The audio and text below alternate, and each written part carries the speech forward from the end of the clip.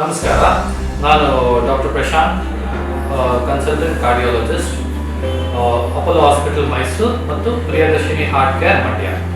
ನಾನು ಈ ಕಾರ್ಡಿಯಾಲಜಿ ಫೀಲ್ಡಲ್ಲಿ ಟೋಟಲ್ ಈಗ ಒಂದು 16 ವರ್ಷ ಕೆಲಸ ಮಾಡಿದ್ದೀನಿ.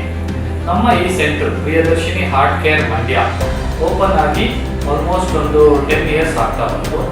ಇಲ್ಲಿ ಸಾಮಾನ್ಯವಾಗಿ ನಮ್ಮ ಮಂಡ್ಯ ಜನತೆಗೆ ಮತ್ತು ಮಂಡ್ಯ ಡಿಸ್ಟ್ರಿಕ್ಟಲ್ಲಿ ಸುಮಾರು ಜನರ ಗ್ರಾಮೀಣ ಪ್ರದೇಶ ಇರುವಂಥ ಜಾಗದಲ್ಲಿ, ಹಾಗಾಗಿ ನಾನು ಬೇರೆ ಕಡೆ ಮುಗಿಸ್ಕೊಂಡು ಗೋಲ್ಡ್ ಮೆಡಲ್ ತಗೊಂಡು ಕಾರ್ಡಿಯಾಲಜಿ ಮುಗಿಸ್ಕೊಂಡು ಬಂದ ಮೇಲೆ ಬೇರೆ ಕಡೆ ಸೆಟ್ಲ್ ಆಗೋದು ನಮ್ಮ ಊರಲ್ಲೇ ಸೆಟ್ಲ್ ಆಗಿ ನಮ್ಮ ಜನತೆಗೆ ಸೌಲಭ್ಯನ ಒದಗಿಸೋಣ ಅಂದ್ಬಿಟ್ಟು ನಾನು ಇಲ್ಲಿ ಪ್ರಿಯದರ್ಶಿನಿ ಹಾರ್ಟ್ ಕೇರ್ನ ಓಪನ್ ಮಾಡಿದೆ.